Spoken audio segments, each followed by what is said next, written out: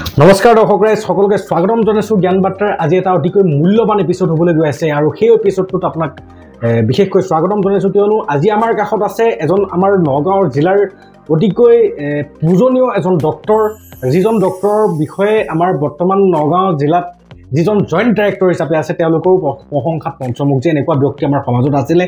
এওঁলোকে আমাৰ সমাজখনৰ কাৰণে বহু অৱদান আমাৰ মানৱ সেৱাত তেওঁলোকে নিজকে আত্মনিয়োজিত কৰি গোটেই সমাজখনক স্বাস্থ্যজনিতভাৱে আগবঢ়াবৰ কাৰণে তেওঁলোকৰ যিখিনি অৱদান কোনো পাহৰিব নোৱাৰে আৰু মই আজি চিনাকি কৰিবলৈ ওলাইছোঁ তেনেকুৱা এজন বিশেষ ব্যক্তি তেনেকুৱা এজন বিশেষ পূজনীয় ব্যক্তি আমাৰ শ্ৰদ্ধাৰ শ্ৰীযুত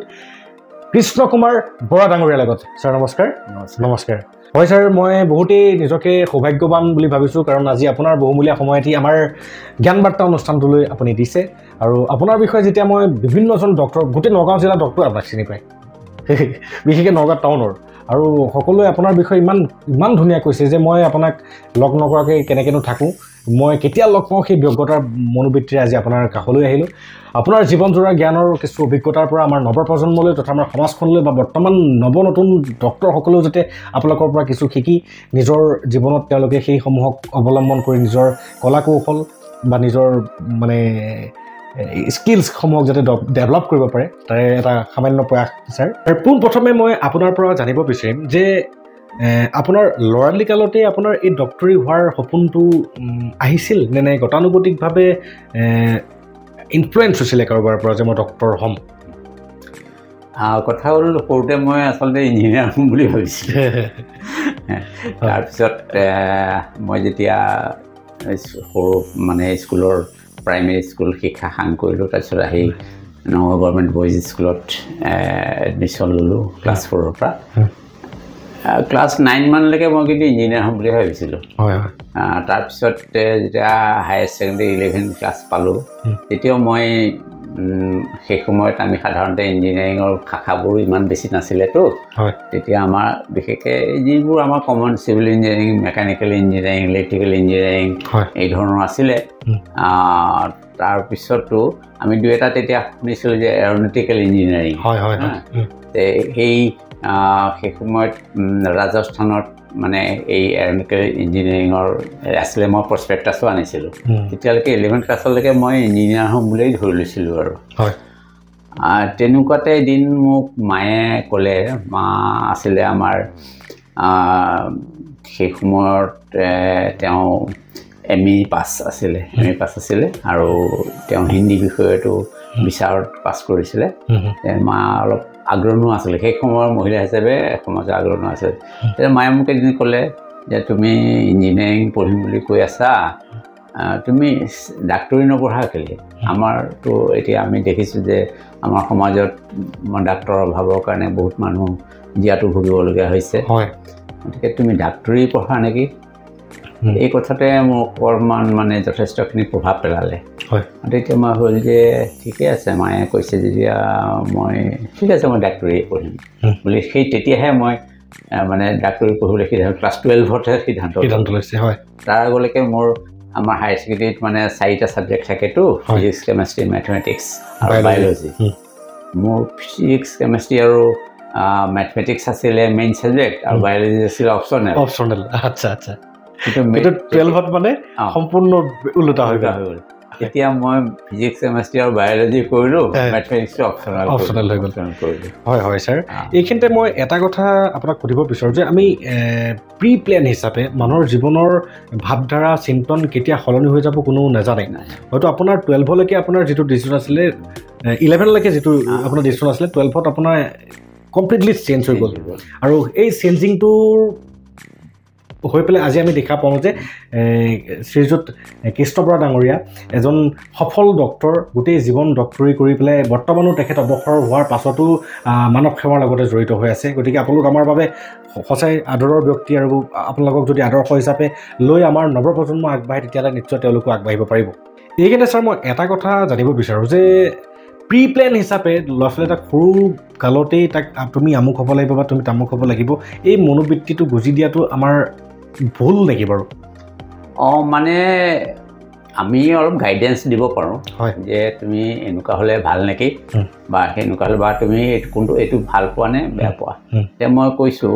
উদাহৰণস্বৰূপে মোৰ দুজনী ছোৱালী হা ডাঙৰ ছোৱালীজনী হাত চোকা আছিলে তাই মেট্ৰিকত ষ্টেণ্ড কৰিছিলে কিন্তু তাই মানে ছায়েন্স নম্বৰটো বহুত ভাল নম্বৰ পাইছিলে ছায়েন্সৰ ছাবজেক্টবোৰত চবতে লেটাৰ মাৰ্ক পাইছিলে কিন্তু তাই মুঠেই ইচ্ছুক নাছিলে মানে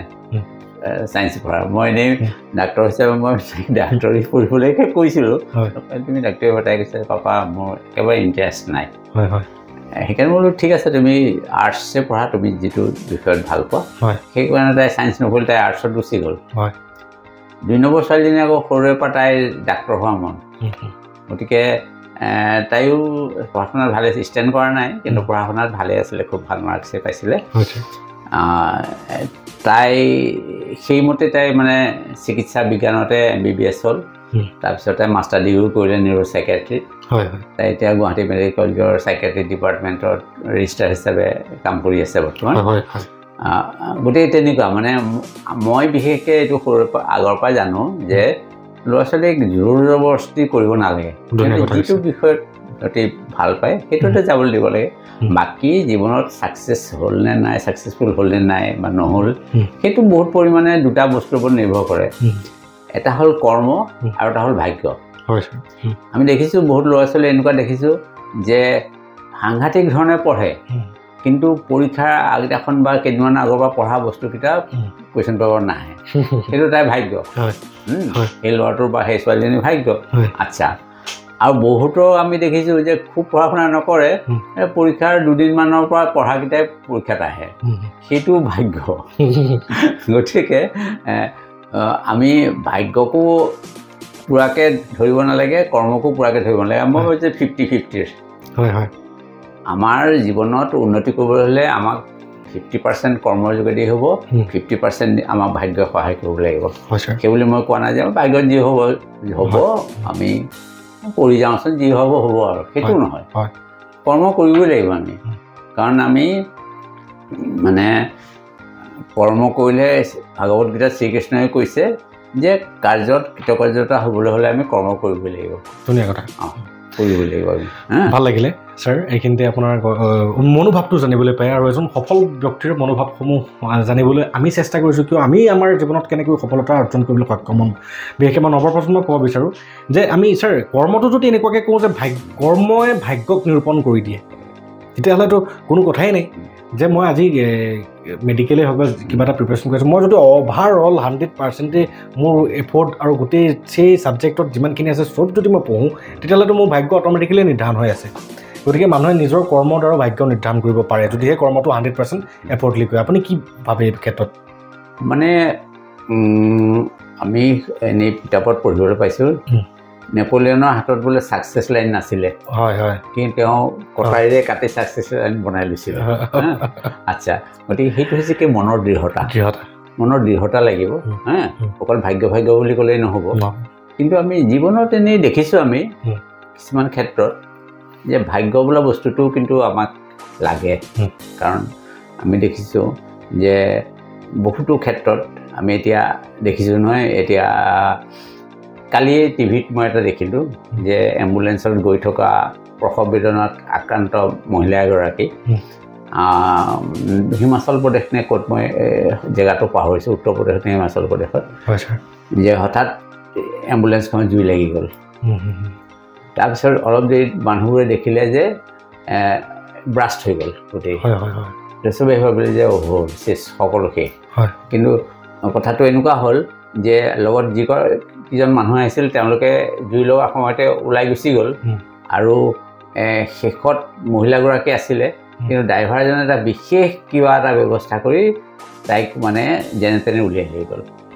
গতিকে বাচি গ'ল তাই গতিকে সেইটো ভাগ্য সেইটো মানে ভাগ্য হিচাপে আমি ধৰিব লাগিব তাৰোপৰি আমি এনেই দেখোঁ যে বিমান দুৰ্ঘটনাত গোটেই বিমানখনেই মানে হ'ল সকলো যাত্ৰী ঢুকালে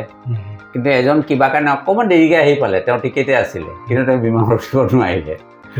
সেইটো ভাগ্য তেওঁ বাচি গ'ল তেওঁ বাচিবলগীয়া আছে কাৰণে বাচি গ'ল নহ'লে তেওঁ বিমান যোৱা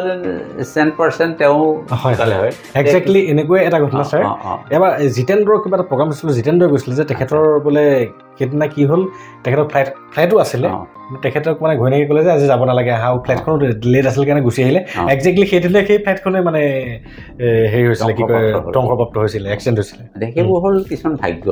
কিন্তু কথা হ'ল কি আমি অকল ভাগ্য বুলি ভাবিলে নহ'ব আমি এতিয়া ভয় কৰিলেও নহ'ব জীৱনত কাৰণ আমি সদায় দেখি আছোঁ যে ৰাস্তাই ঘাটে আমি যেতিয়াই যাওঁ তেতিয়া এক্সিডেণ্ট হয় মানুহ ঢুকায় গাড়ী ভাঙে সেইবুলি যদি আমি ৰাস্তাত খোজকাঢ়িবলৈ ভয় কৰোঁ সেইটোতো নহ'ব নহয় গতিকে আমি যাবই লাগিব আৰু ঠিক আছে কপালত যদি কেতিয়াবা আছে তেনেকুৱা কথা হ'ব কিন্তু আমিতো আমাৰ নিজৰ কৰ্মখিনি কৰিব লাগিব থাকিব লাগিব খুব ভাল লাগিলে আপোনাৰ ছাৰ এইটো সন্তোষজনক এটা উত্তৰ আমাক ছাৰে প্ৰদান কৰিছে আহকচোন দৰ্শক ৰাইজ এতিয়া চিধাই ছাৰৰ পৰা মেডিকেল ছায়েন্সৰ বিষয়ে ডাইৰেক্টলি জানিবলৈ চেষ্টা কৰোঁ হয় ছাৰ মই জানিব বিচাৰোঁ যে মোৰ লগতে সমগ্ৰ আমাৰ দৰ্শক ৰাইজেও জানিব বিচাৰিব বা অসমবাসী ৰাইজো যে আমি স্বাস্থ্য বুলিলে আচলতে যিটো বুজোঁ দৰাচলতে স্বাস্থ্য বুলিলে কি বুজিব লাগে এই কথা হ'ল কি আমি সাধাৰণতে এজন মানুহ স্বাস্থ্যৱান বুলি আমি কওঁ কেতিয়া হয় ছাৰ যে এগৰাকী মহিলা স্বাস্থ্যৱান বুলি আমি সাধাৰণভাৱে কেনেকৈ ভাবোঁ যে মানুহজন খুব হৃষ্টপুষ্ট দেখিবলৈ ধুনীয়া আমি ভাবোঁ যে বেছ স্বাস্থ্যৱান মানুহ বা মহিলাগৰাকী দেখিবলৈ বৰ ধুনীয়া স্বাস্থ্য সাধাৰণ পৰিমাণে ভাল আমি ভাবোঁ যে এওঁ বৰ স্বাস্থ্যৱান কিন্তু আচলতে স্বাস্থ্য বুলিলে সেইটো নহয় আচ্ছা WHO মানে বিশ্ব স্বাস্থ্য সংস্থাৰ যিটো ডেফিনেশ্যন বা সংজ্ঞা আছে সেইমতে health is a state of complete physical mental and social wellbeing ধুনীয়া কথা not merely the absence of disease মানে স্বাস্থ্য মানে বেমাৰ নোহোৱাটোকে নুবুজায় স্বাস্থ্য মানে হ'ল তেওঁৰ ফিজিকেল মেণ্টেল শাৰীৰিক যিটো মেণ্টেল যিটো আমাৰ মানসিক এণ্ড ছ'চিয়েল ৱেলবিং মানে ছ'চাইটিৰ তাৰ লগত আৰু এটা আজিকালি এড কৰিছে যে লগত আৰু দুটা এড কৰিছে এটা হ'ল এনভাইৰনমেণ্টেল মানে যিটো পৰিৱেশ হয় সমাজৰ বাহিৰেও যিটো আমাৰ পৰিৱেশ পৰিৱেশ আমাৰ চুবুৰীটোৰ পৰিৱেশ বা আমাৰ গাঁওখনৰ পৰিৱেশ এই পৰিৱেশ সেইটো আৰু স্পিৰিচুৱেল ৱেলবিং ধুনীয়া কথা ছাৰ আধ্যাত্মিক আমাৰ ৱেলবিং হৈছে নে নাই এইবোৰৰ উপৰিও আমি আধ্যাত্মিকভাৱে আমি সুস্থ হয়নে নহয় এই আটাইকেইটা কথা আমাক লাগিব মানে এইখিনিতে মই ছাৰ মানে মেডিকেল ছায়েন্সো স্পিৰিচুৱেলিটিক এটা প্ৰাধান্যতা দিছে হয় ছাৰ গতিকে সেইটোহে আচলতে আমাৰ স্বাস্থ্য বা হেল্থ হয় বুলি ক'লে সেইটোহে বুজায় আচলতে খুব ধুনীয়া আমি সৰুৰ পৰা শুনি আছোঁ হেল্থ ইজ ৱেল্থ আমাৰ নানানজনে হেল্থ ইজ ৱেল্থ বুলি ভাবি পেলাই কোনোবাই গৈ জিমত গৈ পেলাই পূৰা জিম কৰিছে পূৰা মাচুল বনাই পেলাই নিজকে মানে হেল্থি বুলি ভাবিব পাৰে দৰ্শক ৰাইজ টোটেলি এজন হেল্থি টোটেলি মানে স্বাস্থ্যৱান বোলা বস্তুটোৰ পৰিভাষা টোটেলি বেলেগ আৰু এই স্বাস্থ্যৱান অকল নিজৰ মাংসপেশী বঢ়া বৃদ্ধি কৰিলে নহ'ব এজন ব্যক্তিয়ে নিজকে সমাজখনৰ হকেও নিয়োজিত কৰিব পাৰিব লাগিব তেওঁৰ সাইকোলজিকেলি ডেভেলপ কৰিব পাৰিব লাগিব আমাৰ এনভাইৰনমেণ্টটোকো তেখেতে ভালকৈ ৰখাৰ চিন্তা কৰিব লাগিব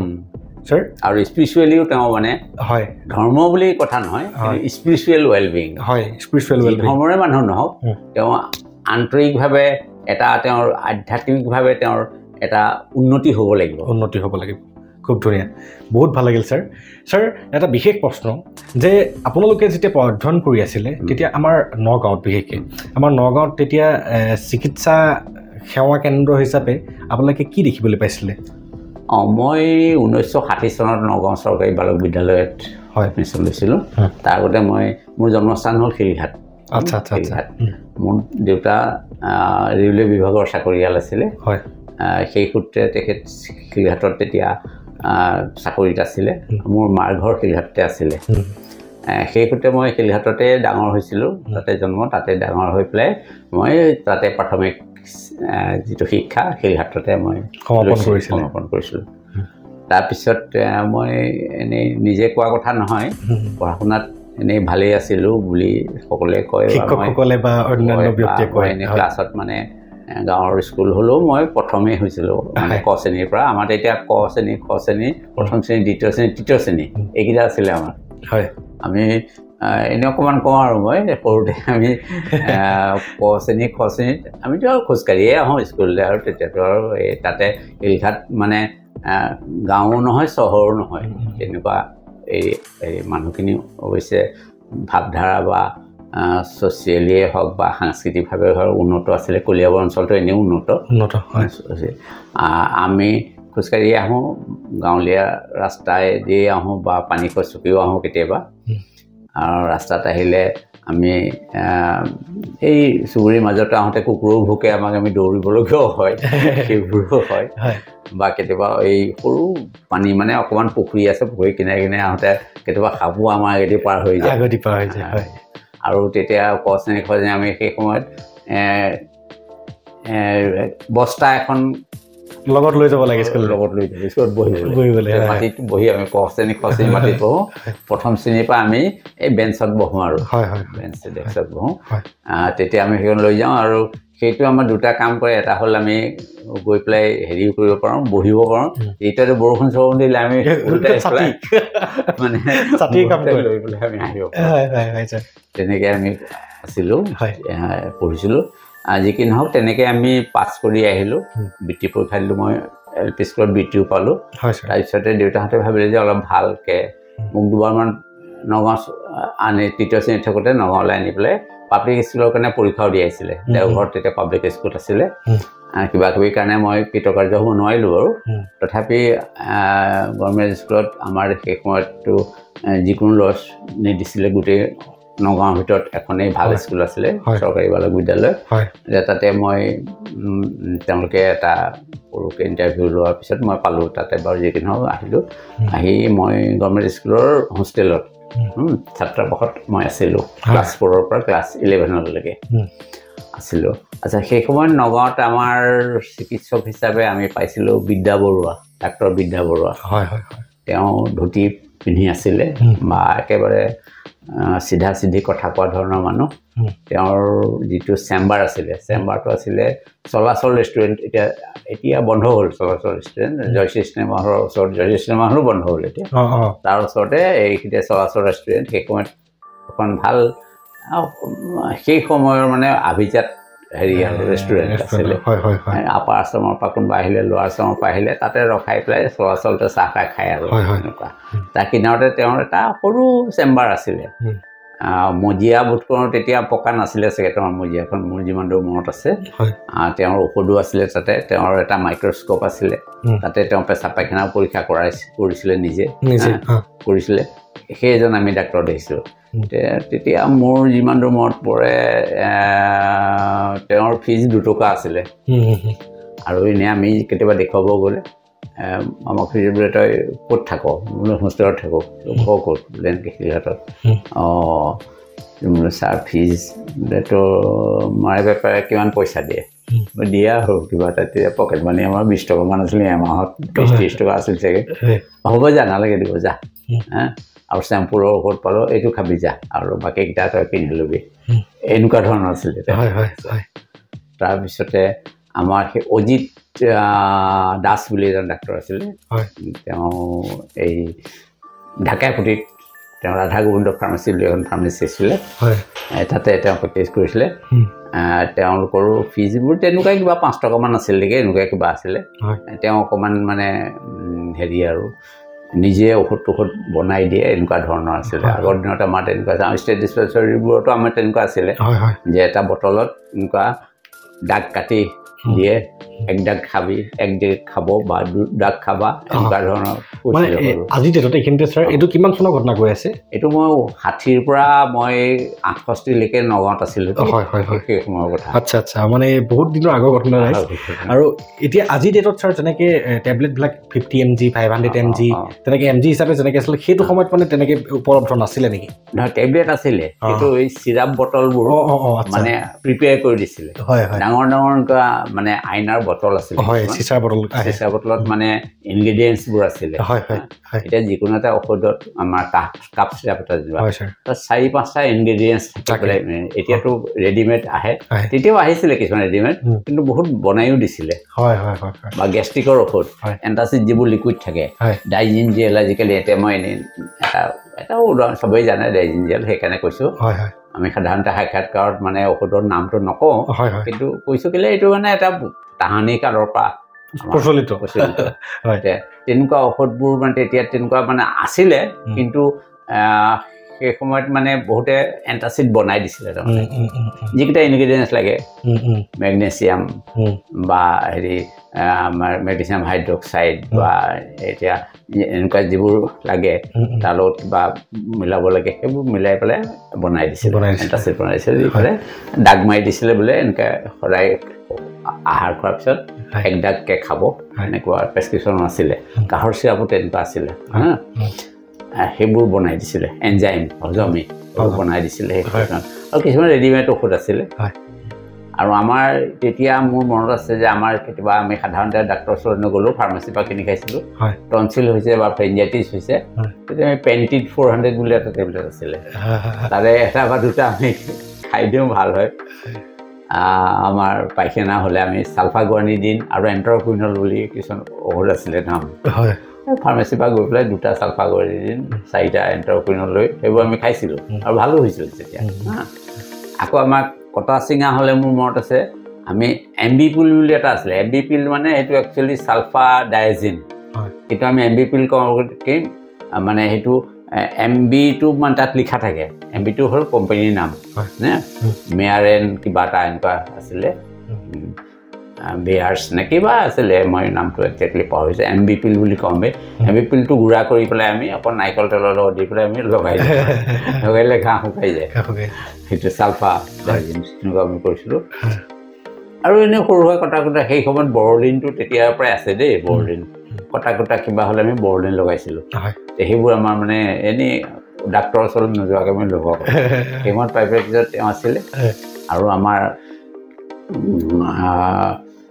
এজন আমাৰ চিকিৎসক আছিলে মই নামটো অকণমান মোৰ মনলৈ অহা নাই বসন্ত শইকীয়া তেখেত বহুত দিন আছে আজি অলপ দিনৰ আগতেহে তেখেত ঢুকাইছে বেছি দিন হোৱা নাই সেই সময়ত তেখেত মানে আছিলে তেখেত MBBS ডক্টৰ আছিলে এতিয়া আমাৰ সাধাৰণতে MBBS ডক্টৰ সাধাৰণতে একেবাৰে কম আছিলতো সেই সময়ত বসন্ত শইকীয়া এজন MBBS আছিলে তেওঁ পেথলজি ডিপাৰ্টমেণ্টত কাম কৰিছিল কাৰণে তেওঁ পেথলজি ডিপ্ল'মা নাথাকিলেও আমি তেওঁ পেথলজিষ্ট বুলি কৈছিলে চিভিল হস্পিটেল পেথলজি ডিপাৰ্টমেণ্টত তেওঁ আছিলে ইনচাৰ্জ সেইকাৰণে পেথলজিষ্ট হিচাপে কৰিছিলে তেওঁ টেষ্ট পৰীক্ষা কৰে বা এইবোৰ কৰিছিলে প্ৰাইভেটলিও কৰিছিলে সেইখিনি গতিকে সেই 3জন ডাক্তৰে আমি সেই সময়ত জানো আৰু তাৰ উপৰিও 2এজন ডাক্তৰ তেনেকুৱা LMP ডক্তৰ আছিলে বা এনেকুৱা আছিলে কিন্তু এই 3জন ডক্তৰ মানে প্ৰমিনেণ্ট ডক্তৰ আছিলে চকুৰ ডাক্তৰ হিচাপে তেতিয়া চৌধুৰী বুলি এজন ডাক্তৰ আছিলে তেওঁ আৰু আমাৰ হেৰি শংকৰ মিছনত আছিলে গুপ্তা বুলি এজন ডক্তৰ আছিলে গুপ্তা চকুৰ তেওঁ ডক্তৰ TB এজন ডক্তৰ আছিলে তেওঁ আৰু হেৰি সেইকেইজন ডক্তৰ আমাৰ আছিলে তাৰোপৰি আমাৰ পুৰণা ডক্তৰ আৰু দুজনমান আছিলে মোৰ নামবোৰ এতিয়া সম্পূৰ্ণকৈ মনলৈ অহা নাই সেইকেইজনে তেতিয়া ডাক্তৰ আছিলে আমি স্কুলত পঢ়াৰ দিনৰ কথা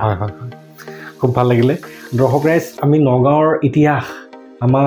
নগাঁও টাউনৰ ইতিহাসৰ কথা আজি ছাৰৰ লগত ডিছকাছ কৰি আছোঁ ছাৰে কোৱাত এনেকুৱা লাগিছে যে পেজ বেকত গুচি গৈছোঁ এটা মানে কি কয় ৰেট্ৰ' জামানাত গুচি গৈছোঁ তেনেকুৱা নিচিনা হয়তো মই সেই জামানাটো দেখা নাই কিন্তু আপুনি যিহেতু নিজ চকুৰে সেইসমূহ প্ৰত্যক্ষ কৰিছিলে আজি আপুনি কথাখিনি কৈ থাকোঁতে আপোনাৰো অতীতক ৰোমন্থন কৰা নিশ্চয় হৈছে চাগে ছাৰ এইখিনি জানিব বিচাৰোঁ যে আপোনালোকে স্কুল পঢ়ি থকা দিনত মানে পোনপ্ৰথম নগাঁৱত আপুনি যিহেতু নগাঁৱৰ বাসিন্দাই হৈ গ'ল এতিয়া পোনপ্ৰথমে নগাঁৱত আমি শুনিবলৈ পোৱা মতেদি কোনো প্ৰাইভেট মানে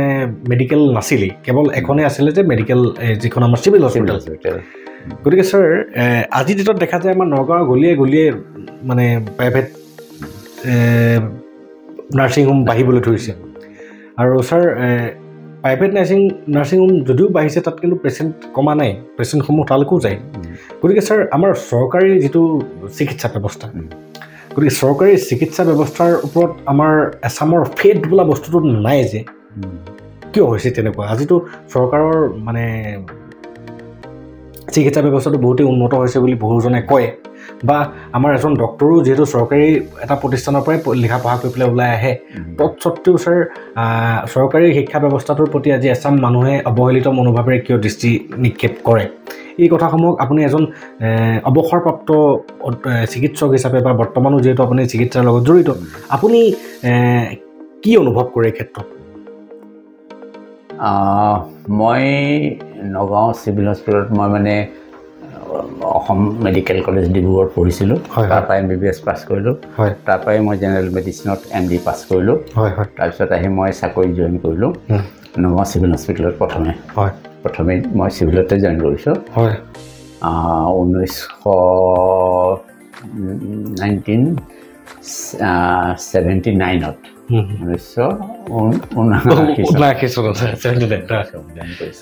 25 এপ্ৰিল মনত আছে তাৰিখটো আচ্ছা জইন কৰিছিলোঁ সেই সময়ত আমাৰ নগাঁও চিভিলত মেডিচিনৰ স্পেচিয়েলিষ্ট হিচাপে 3জন আছিলে doctor IB day doctor SR মোৰ আৰু ডক্টৰ গজেন কলিতা বিশেষকৈ IB ডে তাৰো আগৰ পৰা আছিলে ইতিমধ্যে IB ডে মই আহি জইন কৰাৰ সময়ত IB ডে চিভিলৰ পৰা আহি পেলাই বেলেগ চাকৰিত জইন কৰিছে তেতিয়া আমি 3জনেই আছিলোঁ আৰু মই MD হিচাপে এই বাকীটো চিকিৎসক বহুত আছিলে আমাৰ মেডিচিন ধৰ 3জনে আছিলোঁ আৰু মই নতুন কাৰণে তেওঁলোকে মোক প্ৰথমে আউটডোৰ চাবলৈ দিছিলে আৰু তেওঁলোকে ৱাৰ্ডখিনি তেওঁলোকে চাইছিলে পিছলৈ ময়ো ৱাৰ্ডত চাইছিলোঁ আচ্ছা তেতিয়াৰ আমাৰ আৰু আজিৰ মাজত বহুতো তফাত আছিলে উন্নতি বহুতখিনি হৈছে চৰকাৰী হিচাপত চৰকাৰী হস্পিটেল হিচাপে আমাৰ ইনফ্ৰাষ্ট্ৰাকচাৰ বহুত ডেভেলপমেণ্ট হৈছে আমাৰ সেই সময়ত আমি খালি যিকোনো এটা ডায়েগনষ্টিছ কৰিবৰ কাৰণে সাধাৰণ তেজৰ পৰীক্ষা এটা কৰোঁ পেচাব পায়খানা পৰীক্ষা কৰোঁ আৰু বুকুৰ এক্সৰেখন কৰোঁ কিমানখিনি ফেচিলিটি আছিলে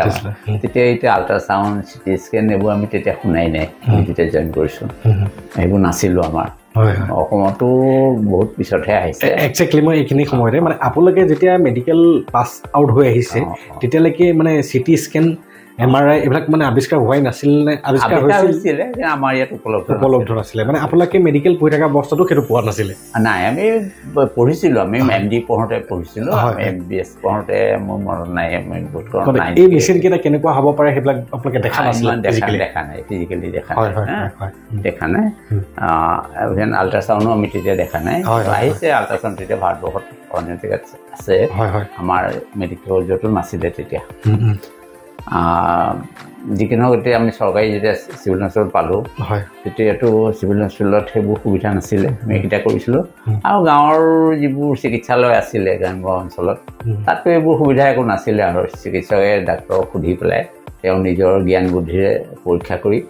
সেইমতেই চিকিৎসা দিছিলে তেতিয়াতো আৰু গাঁৱৰ অঞ্চলত এইবোৰ পৰীক্ষা কৰা কোনো টেষ্ট পৰীক্ষা কৰা পেচাব পায়খানা পৰীক্ষা কৰা কফ পৰীক্ষা কৰা সেইবোৰ একো সুবিধা নাছিলে তেওঁলোকে নিজৰ জ্ঞান বুদ্ধিৰে যিখিনি জানে সেইখিনি চিকিৎসা কৰিছিলে আৰু গ্ৰাম্য অঞ্চলত চিকিৎসকলে যথেষ্ট অসুবিধাৰ সন্মুখীন হৈছিল তেওঁলোকৰ চৰকাৰী বাসভৱনবোৰ ভাল নাছিলে একেবাৰে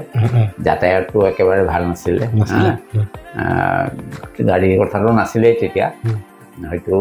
বহুত জেগাত তেতিয়াও চাইকেল মাৰিয়ে ৰোগী চাইছিলে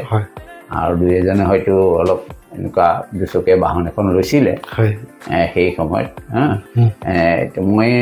যেতিয়া MD পাছ কৰি আহিছিলোঁ সেই সময়ত আমাৰ দেউতা আমাৰ চাপৰমুখত ৰেলৱেত চাকৰি কৰিছিলতো কৰি তেখেতে অৱসৰ লৈছিলে তেতিয়া আমি চাপৰমুখতে তেওঁ ঘৰ চৰ বনাইছিলে আমি চাপৰমুখতে আছিলোঁ তেতিয়া সেই সময়ত মই চাপৰমুখৰ পৰা চৰকাৰী গাড়ীত মানে অহা যোৱা কৰিছিলোঁ ট্ৰেন্সপৰ্ট এইবোৰ আমাৰ আছিলে মানে বেচৰকাৰী বাছতহে আহিছিলোঁ তেতিয়া সেইবোৰ আমি মানে ট্ৰেন্সপৰ্ট তেনেকৈ চাপৰমুখলৈ নচলিছিলে এইফালে ৰহালৈকে চলিছিল চাপৰমুখলৈকে চলা নাছিলে আমি এই বেচৰকাৰী বাছতে চাপৰমুখলৈ আহিছিলোঁ আমি চাপৰমুখৰ পৰা নগাঁৱলৈ আহিছিলোঁ মই ৰাতিপুৱা আহোঁ কামখিনি কৰি আকৌ উভতি যাওঁ বাছতে গৈ পেলাই তাতে এখন ফাৰ্মাচীত মই বহোঁ আৰু তেতিয়া আমি ফাৰ্মাচীত ৰোগী চাওঁ আমাৰো সেই সময়ত 5 টকা 10 টকা এনেকুৱা আৰম্ভণি আছে তাতকৈ বেছি নাছিলে ফিজ আচ্ছা আৰু ৰোগী চাবলৈ গ'লে আমি চাইকেল মাৰিয়ে গৈছিলোঁ আৰু চাপৰমুখ অঞ্চলটো বৰ উন্নত নাছিলে আজিও চাপৰমুখৰ ৰাস্তা পদূলি কিছু ভাল হোৱা নাই হৈছে যদিও মানে গৰাখহনীয়াত ভাগি যায় আছে আৰু তাৰ পাৰ্শ্বৱৰ্তী অঞ্চলবোৰ এতিয়াও উন্নত নহয় তেতিয়াতো একেবাৰে অনুন্নত আছিলে আমি এনেকুৱাও হৈছিলে মই যে ৰোগী চাবলৈ যাওঁতে যে চাইকেলটো মাৰি গৈছিলোঁৱেই তাৰপিছত নদী পাৰ হ'ব লাগে কপিলী নদী পাৰ হ'ব লাগে তাৰপিছত গৰাত চাইকেল নমাব লাগে কোনোবাই ধৰি দিয়ে মোক চাইকেলখন দি পেলাই নাৱত চাইকেল লৈ উঠি কিপাৰলৈ গৈ আকৌ চাইকেল মাৰিব লাগে আচ্ছা আৰু তাৰপিছতো কেতিয়াবা এনেকুৱা হয় যে বাৰিষা দিনত চাইকেলো নচলে আমি সিপাৰলৈ গৈ আকৌ নাৱতে যাব লাগে সিপাৰলৈ তেনেকৈ ৰোগী চাইছোঁ চাইছোঁ আচ্ছা যি কি নহওক বাৰু সেইবাৰ গ্ৰাম্য অঞ্চলৰ কথা মই কৈছোঁ কিন্তু ইয়াতে আমি যিটো চিভিল হস্পিটেলত চাকৰি কৰিছিলোঁ তেতিয়া দেখিছিলোঁ যে আমাৰ সেই সময়ত ঔষধটো যথেষ্ট পৰিমাণে নাছিলে আৰু আন সা সুবিধাও নাছিলে তেনেকুৱা বা এম্বুলেঞ্চৰ অসুবিধা তেনেকুৱা বিশেষ নাছিলে সেই ধৰণে আমি কাম কৰিছিলোঁ কিন্তু ডিফাৰেঞ্চটো হৈছে কি তেতিয়া আৰু এতিয়াৰ মাজত হৈছে কি এতিয়া যথেষ্টখিনি আমাৰ সা সুবিধা হ'ল কিন্তু আচল কথাটো হৈছে কি চৰকাৰৰ যিটো আমাৰ আমি দেখিছোঁ যে ইনফ্ৰাষ্ট্ৰাকচাৰ ডেভেলপমেণ্ট যথেষ্ট হ'ল আমাৰ ঘৰ বাৰী হ'ল মেচিন আহিলে চিটি স্কেনো আহিছে এতিয়া চিভিল হস্পিটেলত আল্ট্ৰাচাউণ্ড আহিলে এইবোৰ যথেষ্ট উন্নতি হৈছে বা লেবৰেটৰী ফেচিলিটি বহুতখিনি হৈছে বা লেবৰেটৰী ফেচিলিটিও আমাৰ বহুতে মানে ফ্ৰীকেও পাইছে বহুতখিনি ফ্ৰী হৈছে ঔষধো যথেষ্টখিনি পাইছে কিন্তু মেন পাৱাৰ ডেভেলপমেণ্ট সেইটো আমি কিন্তু বিশেষ আমি তেনেকুৱা মানে পৰিৱৰ্তন আমি নেদেখিলোঁ মেন পাৱাৰ মানে যিমানখিনি মানুহ লাগে আমাৰ কিমানখিনি আমাৰ চিকিৎসা কৰ্মী লাগে কিমানখিনি ডাক্তৰ লাগে কাৰণ এটা লোড আমি যেতিয়া আউটডোৰত বহোঁ তেতিয়া লাইনটো দেখি আমাৰ আউটডোৰ সময়তে আমাৰ চিন্তাই লাগি যায় যে মই কেনেকৈ শেষ হ'ব কেনেকৈ আমি শেষ কৰিম আৰু তেতিয়া কেতিয়াবা এনেকুৱাও হৈছে আমাৰ যে আমি যেতিয়া লাইনটো দীঘল দেখিলোঁ তেতিয়া মানুহজনে যেতিয়া ক'বলৈ ছাৰ মোৰ বুলি কওঁতে মই তেওঁ পেটৰ কিবা এটা হৈছে কৈ যাওকচোন বুলি মই প্ৰেছক্ৰিপশ্যন লিখা আৰম্ভ কৰি দিলোঁ যে মোৰ পেটৰ বিষ এনেকুৱা হৈছে এনেকুৱা হৈছে বুলি কওঁ তেওঁ কথাখিনি শেষ কৰাৰ সময়ত মানে মোৰ প্ৰেছক্ৰিপশ্যন শেষেই হৈছে আউটডোৰ দেই কাৰণ নহ'লে মানে মেন পাৱাৰ নাই আউটডোৰত মই অকলে আৰু ৰোগী যদি 200জন চাব লাগে গতিকে মোৰ আউটডোৰ সময়খিনি হ'ল 8টা বজাৰ পৰা যেনিবা আমাৰ 12টা বজালৈকে সেই সময়ত আছিলে দেই 8টাৰ পৰা 12টালৈ 4 ঘণ্টা শেষ কৰিব লাগে আৰু 4 ঘণ্টা বুলি কওঁতে 8টা বজাততো আমি আহি নাপাওঁ আমাৰ অলপ আহোঁতেও দেৰি হয় গতিকে আৰু আউটডোৰ 12টাতো শেষ নহয় 1টা 1:30টা 2টা বজাত এক্সটেণ্ড হৈ যায় কাৰণ মানে আউটডোৰত মানুহ কিন্তু আমাৰ এৰি থৈ যাব নোৱাৰোঁ গতিকে তেনেকুৱাও হৈছে বহুত ক্ষেত্ৰত তেতিয়া আমাৰ হৈছে কি কমন যিখিনি মানুহ তেওঁলোকক আমি একেবাৰে চমুকে মানে দি পেলাই বিদায় দিওঁ যিটো অলপ চিৰিয়াছ কেছ সেইটো আমি শুৱাই মেলি চাওঁ বা অকণমান সময় লওঁ কিন্তু বহুত ক্ষেত্ৰত আমাৰ এনেকুৱা হয় যে আমি ষ্টেথস্কোপডাল লগাইও আমি চাবলৈ আমাৰ সময় নহয় সেইটো যিটো মেন পাৱাৰ বা মানে যিটো আমাৰ ডাক্তৰ যিমান লাগিব সহায়কাৰী হিচাপে যিমান লাগিব সেইটো কিন্তু ডেভেলপমেণ্টটো আজিলৈকে কিন্তু মই নেদেখিলোঁ আৰু গতিকে এইটো বহুত এটা ইম্পৰ্টেণ্ট কথা কৈছে ছাৰে আৰু এই কথাটো আমি আমাৰ জ্ঞান বাৰ্তা যাত্ৰাৰ থ্ৰুৱেদি আমাৰ সমগ্ৰ অসমলৈ বিয়পাব বিচাৰোঁ লগতে আমাৰ অসমৰ মাননীয় মুখ্যমন্ত্ৰী ডাঙৰীয়া আপোনালৈ মই আমাৰ এই মজিয়াৰ পৰা এজন বিজ্ঞ লোকৰ তেওঁৰ অনুভৱসমূহৰ আলমত আপোনালৈ এটা ৰিকুৱেষ্ট কৰোঁ যাতে ভৱিষ্যতলৈ আমাৰ অসমৰ আজি প্ৰাইভেট ছেকশ্যনত মানুহে যিটো আস্থা প্ৰকাশ কৰে আমাৰ চৰকাৰী ক্ষেত্ৰখনতো যাতে মানুহে তেনেকেই আস্থা প্ৰকাশ কৰে তাৰে কামনা কৰিছোঁ হয় ছাৰ আপুনি আমি জানিবলৈ পোৱা মতেদি WHO গৈছে WHO থ্ৰুৱেদি আপুনি বিভিন্ন দেশে বিদেশে আপুনি ঘূৰি বিভিন্ন দেশৰ স্বাস্থ্য বিভাগসমূহ কেনেকুৱা ধৰণে প্ৰচলিত হৈ আছে তাত কি কি ফেচিলিটিছ আছে আৰু আমাৰ ইয়াত কি কি ফেচিলিটিছ আছে এইসমূহক আপুনি যেতিয়া পৰ্যালোচনা কৰি কিছু সমীক্ষাত উত্তীৰ্ণ হৈছিলে বা অৱতীৰ্ণ হৈছিলে এই সমীক্ষাসমূহক যদি আমাৰ বৰ্তমান সমাজখনলৈ আপুনি বিতৰণ কৰি দিলে বহুতেই কৃপা হ'ব আমাৰ বাবে কথা হ'ল কি যেতিয়া এটা WHO প্ৰজেক্ট আহিছিলে আমাৰ ইণ্ডিয়ালৈ ভাৰতবৰ্ষলৈ আহিছিলে যে ভাৰতবৰ্ষত তেওঁলোকে 4খন মানে ষ্টেট চিলেক্ট কৰিছিলে উত্তৰ প্ৰদেশ বিহাৰ উৰিষ্যা আৰু অসম এই 4খনৰ পৰা তেওঁলোকে এজনকৈ প্ৰতিনিধি বিচাৰিছিলে মানে ডাক্তৰ বিচাৰিছিলে যে তেওঁলোকে WHO এটা ফেলোশ্বিপৰ কাৰণে বিচাৰিছিলে আৰু সেইটো ফেলোশ্বিপটো মানে তেওঁলোকে মানে বাহিৰত গৈ অধ্যয়ন কৰিবলৈ আমাৰ ইয়াতো অধ্যয়ন কৰিব দিছিলে আৰু আমাৰ অধ্যয়ন কৰা বস্তুখিনি লৈ বাহিৰৰ দেশৰ লগত আমাৰ ইমানখিনি পাৰ্থক্য আছে বা কি কৰিলে আমি ইয়াত উন্নত কৰিব পাৰিম সেইটো এটা অধ্যয়ন কৰিবলৈ দিছিলে তেওঁলোকে ছাবজেক্ট কেইটামান দিছিলে এটা বিশেষকৈ সৰু ল'ৰা ছোৱালীৰ ওপৰত তেওঁলোকে দিছিলে ডায়েৰিয়েল ডিজিজ কণ্ট্ৰল মানে ডায়েৰিয়া জাতীয় ৰোগৰ আৰু একুইট ৰেছপিৰেটৰী ইনফেকশ্যন মানে ইনফেকশ্যন সেইটোৰ ওপৰত তাৰপিছত তেওঁলোকে দিছে ভেকচিনেশ্যনৰ ওপৰত মানে ভেকচিনেশ্যন আমাৰ ইয়াত ফেচিলিটি কি কেনেকুৱা ধৰণৰ ভেকচিন কৰে বাহিৰত কেনেকুৱা ফেচিলিটি আৰু দিছিলে এচেঞ্চিয়েল ড্ৰাগছ এণ্ড মেডিচিনছ মানে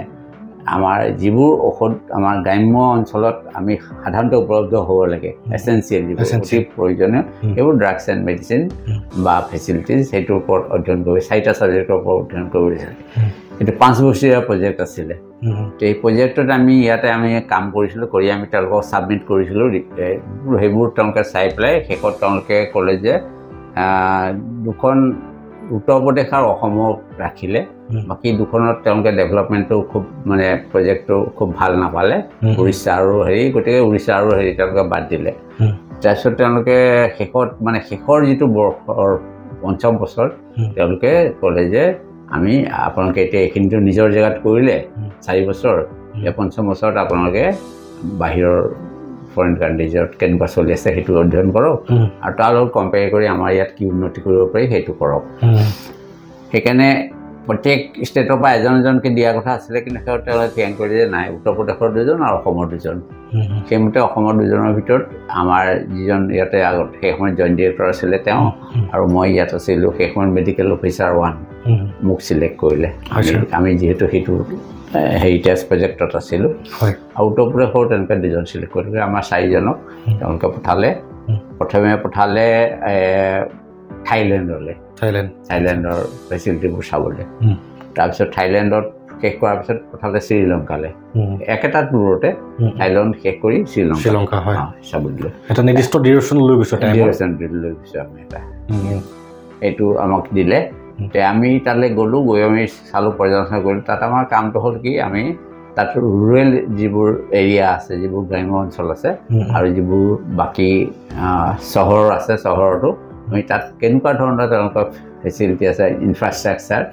আৰু মেন পাৱাৰ এই দুটা দেই ইনফ্ৰাষ্ট্ৰাকচাৰ এণ্ড মেন পাৱাৰ এইটো আমাক চাবলৈ দিলে আৰু শ্ৰীলংকাতো এইটো চাব দিলে তাৰপিছত গোটেই ষ্টাডি কৰি দেখিলোঁ যে থাইলেণ্ডত তেওঁলোকে কৰিছিলে কি যিটো আমাৰ স্বাস্থ্যৰ যিটো ব্যৱস্থা আমাৰ ইয়াত আছে কি মেডিকেল এণ্ড হেল্থ একেলগে মানে চিকিৎসাও কৰিব তেওঁলোকে আৰু হেল্থ মানে তেওঁলোকে প্ৰিভেণ্টিভ যিবোৰ মেজাৰ আছে সেইবোৰ ল'ব সেইটো কৰি আছে আমাৰ কিন্তু থাইলেণ্ডত মই দেখিলোঁ যে তাত মানে ট্ৰিটমেণ্ট ছাইডৰ ডক্টৰখিনি বেলেগ তেওঁলোকে এপইণ্টমেণ্টটো বেলেগে হয় তেওঁলোকৰ হেড হ'ল কি ডিষ্ট্ৰিক্ট হস্পিটেলৰ superintendent is the head of the department মানে গোটেই চিকিৎসা বিভাগত যিবোৰ জড়িত হৈ আছে মানে চিকিৎসা খালী চিকিৎসা বেমাৰী চাব চিকিৎসা কৰিব যে গ্ৰাম্য অঞ্চলত এখন যি ডিছপেঞ্চেৰীত 2জন ডক্টৰ এপইণ্টমেণ্ট দিছিলে এজনে খালী চিকিৎসা কৰিব তেওঁ চিকিৎসালয়ত বহিব তাতে চিকিৎসা কৰিব বা বাহিৰত চাবলৈ গ'লেও তেওঁৱে যাব ইজনে খালী প্ৰিভেণ্টিভ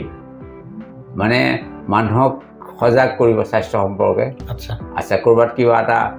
ডায়েৰিয়া বা কিবা এটা এপিডেমিক হ'ল তেওঁ যাব গৈ তেওঁ পৰ্যালোচনা কৰিব এনেকৈ হ'ল কিহৰ পৰা হ'ল ক'ত মেলেৰিয়া হৈছে তেওঁ পৰ্যালোচনা কৰিব যে ইয়াত যে মেলেৰিয়া হৈছে কিয় বেছিকৈ মেলেৰিয়া হৈছে কি কাৰণ কি নাই এইবোৰ পৰ্যালোচনা কৰিব তেওঁ হেল্থৰ ডক্টৰ মেডিকেল অফিচাৰ হেল্থ ইজন হ'ল মেডিকেল অফিচাৰ ফৰ ট্ৰিটমেণ্ট হা তেওঁ হ'ল মেডিকেল অফিচাৰ ইজন হ'ল হেল্থ অফিচাৰ একেই তেওঁলোকে MBBS পাছ কৰি গৈছে এজনে এৱাৰনেছ আনিছে আনজনে সেই এৱাৰনেছ আনাৰ পাছতো যিখিনি মানে বেমাৰত ভুগিছে সেই সিহঁতক আনজনে চাইছে মানে আচলতে ক'বলৈ গ'লে এইটো এটা ষ্ট্ৰেটেজি মানে এজন হ'ল কি তেওঁ হ'ল মানে মেডিকেল অফিচাৰ মানে তেওঁৰ চিকিৎসা বেমাৰৰ চিকিৎসা ইজন হেল্থ অফিচাৰ এজনৰ কাম হ'ল কি কেনেকৈ কমিউনিটিত গৈ তেওঁ মানে এৱাৰনেছ প্ৰিভেনশ্যন কৰিব পাৰে বেমাৰ নোহোৱাকৈ ৰাখিব পাৰে কাৰণ আমি জানো আমি প্ৰিভেনশ্যন ইজ বেটাৰ দেন কিউৰ গতিকে চিকিৎসকৰ ওচৰত নোপোৱালৈকে কেনেকৈ বেমাৰটো নোহোৱাকৈ ৰাখিব পাৰে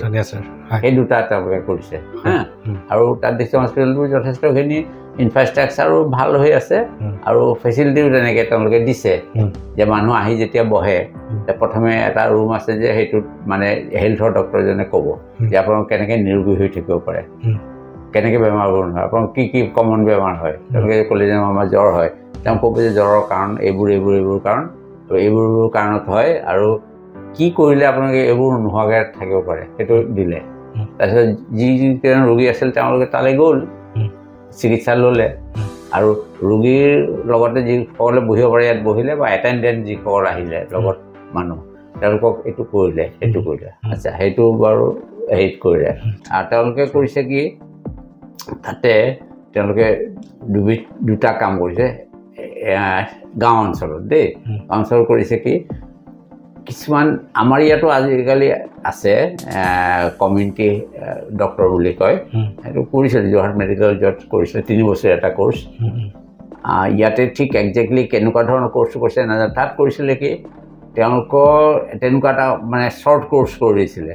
কিছুমান চিকিৎসক সৃষ্টি কৰিছিলে যিসকলে কমন ডিজিজকেইটা জানে খালি সেই এৰিয়াত প্ৰিভিলেণ্ট যিটো মেলেৰিয়া যদি প্ৰিভিলেণ্ট মেলেৰিয়াটো জানে বা সৰু সুৰা ডায়েৰিয়া এই কথাখিনি জানে কিন্তু বাকী হাৰ্টৰ কিবা বেমাৰ সেইবোৰ তেওঁলোকে নাজানে এইকেইটা জানে আচ্ছা এতিয়া তেওঁলোকে যদি এটা হাৰ্টৰ পেচেণ্ট পায় তেওঁলোকে হাৰ্টৰ নৰ্মেল চাউণ্ডটো কি সেইটো জানে এবনৰ্মেল চাউণ্ড কেইটা নাজানে গতিকে যিকেইটা এবনৰ্মেল পায় যে এইটো নৰ্মেল নহয় সেইকেইটা হেৰিৰে পঠাই দিব আমাৰ হাৰ্টৰ যিটো লুপডুপ চাউণ্ডটো সেইটো তেওঁলোকে সেইটো মানে লুপডুপটো জানে কিন্তু লুপডুপৰ পিছত ফ্ৰেছকৈ একো এটা যদি হয় সেইটো তেওঁলোকে গতিকে সেইটো মানে তাত আছিল যে কমন যিকেইটা ডিজিজ সেইকেইটা তেওঁলোকে জানে আৰু কমন যিখিনি কৰিব পাৰে সেইকেইটা জানে গতিকে গাঁও অঞ্চলত তেওঁলোকে চিকিৎসা তেনেকৈ চলাই থাকে চৰকাৰী ডাক্তৰে দেই এনেই আমাৰ কোৱেক্স বা এনেকুৱা নহয় চৰকাৰী ডাক্তৰে তেওঁলোকে কোৱালিফাইডেই কিন্তু তেওঁলোকৰ কোৱালিফিকেশ্যনটো অলপ কম আচ্ছা আৰু বাকীখিনি তেওঁলোকে পঠাই দিয়ে মানে টাউন চহৰলৈ বা চিভিল হস্পিটেললৈ বা এনেকুৱা যিবোৰ হস্পিটেল আছে সেইটোলৈ পঠাই দিয়ে আৰু দ্বিতীয়তে তাত কমিউনিটিৰ এখন হেৰি থাকে ফাৰ্মাচী থাকে তাত মানে চবৰে কমিউনিটিৰ শ্বেয়াৰ থাকে তেওঁলোকে ফাৰ্মাচীখন আৰু তাতে গাই প্ৰতি তেওঁলোকে মানে আজি আমি যেনেকৈ আগতে এনেকৈ গৰখীয়া পাললৈ আমি যেনেকৈ যাওঁ বা নামঘৰত যেনেকৈ আজি আমুকে মুচিব কাইলৈ তামুকে মুচিব তাত আজি এওঁলোকৰ ফেমিলিটোৱে ছাৰ্ভিচ দিব তেওঁ সেইদিনা গৈ তাত ছাৰ্ভিচ দিব আজি এওঁলোকৰ ফেমিলি পাল তেওঁলোকে ছাৰ্ভিচ দিব আৰু পইচাটো তেনেকৈ তেওঁলোকে এটা ডেপজিট কৰিব তাত একাউণ্টছ থাকিব ডেপজিট কৰিব তেনেকুৱা আচ্ছা সেইটো কৰিব আৰু তেওঁলোকে নিজৰ এৰিয়াখিনিৰ মানুহৰ কাৰণে ছাবচিডাইজ ৰেটত মেডিচিনটো দিব আৰু তেওঁলোকৰ এখন কমন এম্বুলেঞ্চ থাকিব তেওঁলোকে কণ্ট্ৰিবিউট কৰি এম্বুলেঞ্চ কিনা আৰু সেই এম্বুলেঞ্চত তেওঁলোকে কেৰি কৰিব আৰু এটা ছাবচিডাইজ ৰেটত তেওঁলোকে নিব পাৰিব তেনেকুৱা সেইটো এটা তেওঁলোকৰ মানে লাইফ ইঞ্চুৰেঞ্চ তেনেকুৱা তেওঁলোকেতো মানে সুব্যৱস্থা আছিলে সেইটো তাত যে তেওঁলোকে মানে সেই ফেচিলিটিটো নিজে কৰিছিলে মানে গভৰ্ণমেণ্টে অলপ কৰিছিলে কিন্তু লগতে তেওঁলোকে নিজে ৰাইজে কৰিছিলে সেইটো ৰাইজৰ নিজৰ সম্পত্তি সেইটো তাৰ যিটো তাৰ পৰা বেনিফিট হয় সেইটো ৰাইজেই পাইছিলে তাৰপিছত সেইটো বেনিফিটটো পাইছিলে সেইটো এটা খুব ভাল ব্যৱস্থা আমাৰ এৰিয়া আজিকালি অলপ এম্বুলেঞ্চ ফেচিলিটি আমাৰ ভাল হৈছে কিন্তু এসময়ত গাঁৱে ভূঞাতো এম্বুলেঞ্চ ফেচিলিটি নাছিলে বহুতে আনিব নোৱাৰাৰ কাৰণে মৃত্যুমুখত পৰিছিলে তেনেকুৱা হৈছিলে বা বহুতে প্ৰাইভেট গাড়ীত কেৰি কৰিছিলে বহুতো অৰ্থ তেওঁলোকৰ ব্যয় হৈছিলে যোনে অৰ্থ ব্যয় কৰিব নোৱাৰে তেওঁলোকৰ মৃত্যুমুখত পৰিছিল তেনেকুৱা হৈছিলে কিন্তু সেই ফেচিলিটিটো তাত ভাল দেখিলোঁ হয় আৰু আমাৰ ইণ্ডিয়াৰ আপোনালোকে ৰিচাৰ্চ যিবোৰ ৰিচাৰ্চ কৰিলে এইসমূহতো আপোনালোকে WHOত ছাবমিট কৰিছিল আৰু WHO ইয়াৰ ওপৰত কেনেকুৱা ধৰণৰ কাৰ্যকাৰিতা কৰিছিলে নাই তেওঁলোকে সেইবোৰ মানে ৰিচাৰ্চটো তেওঁলোকে সেইটো গভৰ্ণমেণ্টক দিছে আৰু যে এনেকুৱা ধৰণৰ কথা তেনেকৈ শ্ৰীলংকাতো আমি দেখিলোঁ তাত ইনফ্ৰাষ্ট্ৰাকচাৰ ভাল নহয় এটা কথা আমি ক'ব লাগিব যে সেই সময়ত আমি যেতিয়া গৈছিলোঁ তেতিয়া কিন্তু ভাৰতবৰ্ষত এই দুইখন দেশতকৈ ভাৰতবৰ্ষৰ ইনফ্ৰাষ্ট্ৰাকচাৰ বহুত ভাল আছিলে কাৰণ থাইলেণ্ডত আমি দেখিলোঁ যে মেডিকেল কলেজ নিচেই কম আছিলে এখন নে দুখন তেনেকুৱা মেডিকেল কলেজহে আছিলে থাইলেণ্ড কিন্তু আমাৰ ইয়াতো তেতিয়া ঢেৰ মেডিকেল কলেজ আছিলে গতিকে ইনফ্ৰাষ্ট্ৰাকচাৰ ৱাইজ আমাৰ তেতিয়া উন্নত আছিলে বহুত আৰু মেন পাৱাৰ ৱাইজো আমাৰ স্পেচিয়েলিটি হিচাপে আমাৰ বহুত উন্নত আছিল তেতিয়া তাত হয়তো স্পেচিয়েলিষ্ট ডক্টৰ খুব কম আছিলে জেনেৰেল ডক্টৰখিনি মেক্সিমাম আছিলে কিন্তু হ'লেও তেওঁলোকৰ মানে ভালকৈ চলিছিল কেলে সেই ব্যৱস্থাপনাৰ কাৰণে ভালকৈ চলিছিলে হয় দৰ্শক ৰাইজ এইখিনিতে আমি জানিব পাৰিছোঁ দুখন দেশৰ তেখেতে অলৰেডি WHO আণ্ডাৰত যিটো ফেল'শ্বিপ বুলি কয় এই ষ্টাডিত গৈছিলে আৰু এই ষ্টাডিত গৈ পেলাই যিটো দেখা পালে যে থাইলেণ্ডত কেনেকুৱাকৈ চিকিৎসা ব্যৱস্থাটো চলিছিলে আৰু শ্ৰীলংকাত কেনেকৈ চিকিৎসা ব্যৱস্থাটো চলিছিলে এতিয়া এই দুয়োটা ব্যৱস্থাৰ পৰা আমি ছাৰ মই এটা কথা অনুভৱ কৰিব পাৰিছোঁ যে আমাৰ হাতত যিখিনি সম্পদ আছে সেই সম্পদখিনি কিমান আছে নহয় এই সম্পদসমূহক আমি কেনেকৈ ইউটিলাইজ কৰি পেলাই ছ'চাইটিখনৰ কাৰণে খটাব পাৰোঁ সেইটোত বহুত গুৰুত্বপূৰ্ণ এটা আৰু কিন্তু তাত দুটা মেজৰ ফেক্টৰ আছিলে মই দেখিলোঁ গোটেইখিনি কম্পেয়াৰ কৰি দেখিলোঁ মানে তেওঁলোকে কম সম্পদ আৰু কম মানে মানৱ সম্পদৰ দ্বাৰাই তেওঁলোকে যেনেকৈ চলাইছিলে আমি ইয়াত চলাব পৰা নাই বেছি দুটা পইণ্ট আছিলে তাত এটা হ'ল হাই পপুলেশ্যন আমাৰ আৰু ল' এডুকেশ্যন সেইটো আমাৰ মেজৰ ড্ৰবেক হয় হাই পপুলেশ্যন ল' এডুকেশ্যন আচ্ছা হাই পপুলেশ্যনৰ কাৰণে আমি মেন পাৱাৰ যিমানখিনি আছিলে আমি পপুলেশ্যনৰ কাৰণে আমি মানে সেইটো আমি ছাৰ্ভিচ দিব পৰা নাই আৰু ল' এডুকেশ্যনৰ কাৰণে আমি এৱাৰনেছ আনিব পৰা নাই সেইটো আমাৰ মেজৰ ড্ৰবেক্স আছিলে খুব ধুনীয়া কথা আৰু আজিকালি ছাৰ আমাৰ চৰকাৰেও কিছুমান তেনেকুৱা এৱাৰনেছ কিছুমান জগাইছে 102 বহুত উন্নত হ'ল তেতিয়াতকৈ বহুত উন্নত হ'ল হয় আৰু আপোনালোকে এইসমূহৰ বাবে নিশ্চয় আমি আপোনালোককো বুজিব লাগিব কাৰণ আপোনালোকে এই ফিল্ড ষ্টাডিসমূহ কৰি পেলাই এই ডেভেলপমেণ্টৰ ক্ষেত্ৰত চৰকাৰলৈ কিছুমান মানে নথি পত্ৰ পঠাইছিল কাৰণে ধৰি লওক চৰকাৰেও আজি এনেকুৱা কিছুমান কৰিবলৈ লৈছে তথাপিও এটা ড্ৰবেক্স আমি এতিয়াও আছে যে আমাৰ মেন পাৱাৰ কম গতিকে আমি আশা কৰোঁ এই মেন পাৱাৰ যাতে অতি শীঘ্ৰে এই এনেকুৱা এটা প্ৰব্লেমো চৰ্ট আউট হৈ যাওক হয় ছাৰ এটা বৰ ডাঙৰ এটা মই কথা আপোনাক সুধিবলৈ ওলাইছোঁ যিটো মানে সকলো ডক্টৰে ক'বলৈ মানে কমফৰ্ট নকৰিব MR যিটো এতিয়া বৰ্তমান MR আমাৰ মাৰ্কেটত ইমানেই মেডিচিন কোম্পানী আছে যে আৰু ইমানেই MR হৈ গ'ল যে আমি জানিবলৈ পোৱা মতেদি এজন ডক্টৰক পাৰ ডেট কমেও 5-6টা MR আহেই ভিজিট কৰিবৰ কাৰণে আৰু এইটোও সঁচা কথা যে যিটো কোম্পানীৰ ঔষধ সেই ডক্টৰজনে প্ৰেছক্ৰাইব কৰিব সেই কোম্পানীটোৰ ফালৰ পৰা সেই ডক্টৰজনলৈ বহুত কিছুমান ফেচিলিটিছ আহে আপ টু ফৰেন ট্ৰিপ গতিকে এই ক্ষেত্ৰত ছাৰ যিহেতু আমি সেই ফৰেন ট্ৰিপলৈকে যিহেতু ডক্টৰজনে সেই সুবিধাসমূহ পায় কেছ পায় চেক পায় গতিকে এই কেছ বা চেক এই ৰেভিনিউটো সেই কোম্পানীটোৱে আমাৰ জনসাধাৰণৰ পৰাইতো জেনেৰেট কৰিছে গতিকে এইসমূহ যদি নাথাকিলেহেঁতেন তেতিয়াহ'লে আমাৰ মেডিচিনৰ যিটো মূল্য সেই মূল্যটো উচিত মূল্যলৈ যদি আহিলেহেঁতেন তেতিয়া বৰ্তমান আছে জেনেৰিক যিটো গতিকে এই ক্ষেত্ৰত ছাৰ জেনেৰিক আৰু বৰ্তমান ৰেপুটেড এটা কোম্পানী এই কোম্পানী জেনেৰিক মেডিচিন আৰু ৰেপুটেড কোম্পানীৰ মেডিচিনৰ মাজৰ মানে পাৰ্থক্যটো কি আৰু MR ছিষ্টেমটোৱে যিটো আমাৰ মানে বৰ্তমান ডমিনেট কৰি ৰাখিছে এই সম্পৰ্কত আপোনাৰ গোটেই জীৱনজোৰা ডক্টৰীৰ যিটো অনুভৱ সেই অনুভৱসমূহক যদি আমাৰ ৰাইজলৈ উজাগৰিত কৰে তেতিয়াহ'লে বহু ৰাইজ কনচিয়াছ হ'ব আৰু লগতে আমাৰ কিবা এটা উন্নতি সাধন হ'ব বুলি আশা কৰোঁ কিন্তু বেছিক কথাটো হৈছে কি এইটো মানে আমাৰ যিটো মেডিচিনৰ কথা এইটো হৈছে কৰ্পৰেট যিটো গ্ৰুপৰ মানে কথা মানে কমাৰ্চিয়েল যিটো মানে আমাৰ এতিয়া কমাৰ্চিয়েল যিটো এটিটিউড সেইটো এটিটিউড আচ্ছা এতিয়া আমি যেতিয়া এটা ব্যৱসায় কোনোবা এজনে কৰিব তেওঁ ব্যৱসায়টো কেনেকৈ ভাল কৰিব পাৰে বিভিন্ন ধৰণৰ চেষ্টা কৰিব এতিয়া কোম্পানীবোৰ ডিপেণ্ডেণ্ট ডক্টৰৰ ওপৰত যথেষ্ট ডিপেণ্ডেণ্ট কাৰণ এনেকুৱা হ'ব পাৰে যে এখন যিকোনো এটা মেডিচিন কোনো এটা কোম্পানীৰ হয়তো মানে তেওঁলোকে কোৱালিটিটো তেওঁলোকে কম্প্ৰমাইজ কৰা নাই কোৱালিটিটো ভালেই কিন্তু ছেইম কোৱালিটি 10টা কোম্পানীয়ে থাকিব পাৰে গতিকে কোম্পানীবোৰে চাব যে মোৰ বস্তুটো কেনেকৈ চেল হয় গতিকে তেওঁলোকে সেইবোৰ ধৰণে তেওঁলোকে ষ্ট্ৰেটেজি লওঁতে বিভিন্ন ধৰণে তেওঁলোকে ল'ব পাৰে ডক্টৰক ইনফ্লুৱেঞ্চ কৰিবলৈ ল'ব পাৰে এই যিটো ফাৰ্মাচিষ্টবোৰক বা ইনফ্লুৱেঞ্চ কৰিবলৈ ল'ব পাৰে বিভিন্ন ধৰণৰ তেওঁলোকে বৌদ্ধকৰণ দিবলৈ চেষ্টা কৰিব কৰে আৰু বহুতে সেইটো সুবিধা লয়ো দেই আৰু তেওঁলোকে সেইটো মানে ইনচিষ্টো কৰে আৰু বহুতে লয়ো আচ্ছা বেছিক আমাৰ এতিয়া কথা হ'ল কি এতিয়া মই নিজৰ কথা কৈছোঁ যে মই তেনেকৈ মানে ঔষধৰ দামৰ কথা মই কোৱা নাই দেই দামৰ কথা তেওঁলোকে সেইটো কৰি লয় সেইটো বেলেগ কথা কিন্তু কোৱালিটি কম্প্ৰমাইজ আমি কেতিয়াও কৰিব নালাগে বা কৰাটো উচিত নহয় মইতো পাৰ্চনেলি কৰাই নাই কেতিয়াও কোৱালিটি কম্প্ৰমাইজ কাৰণ আমাৰ মূল লক্ষ্য হৈছে কি ৰোগীজন কেনেকৈ আৰোগ্য লাভ কৰে কোনে কি ফেচিলিটি দিছে সেইটো আমাৰ ইম্পৰ্টেণ্ট নহয় আমাৰ ইম্পৰ্টেণ্ট হৈছে কি ৰোগীজন কেনেকৈ ভাল হ'ব পাৰে কাৰণ আমাৰ মেইন কথা হৈছে কি আমি ৰোগীজন চাইছোঁ তেওঁক আমি ভাল কৰিব লাগে আৰু কোম্পানীবিলাকে এইটো তেওঁলোকে কমাৰ্চিয়েল হিচাপে তেওঁলোকে বিভিন্ন ব্যৱস্থা ল'ব পাৰে কিন্তু তাত আমি বিশেষ গুৰুত্ব আমি দিব নালাগে হা আৰু লগতে ছাৰ যিটো জেনেৰিক আৰু মানে জেনেৰিক আৰু এইটো কথা হৈছে কি জেনেৰিকটো হৈছে কি আমি এতিয়া জানো যে যিকোনো এটা বস্তুৰ মূল্য দেই ঔষধ বুলিয়েই নহয় এনে শুনামতে আমাৰ নিমখটো যেনে আমি সদায় ব্যৱহাৰ কৰোঁ নিমখৰ এটা পেকেট আমি মিনিমাম এতিয়া 20 টকাত আমি কিনিব লগা হয়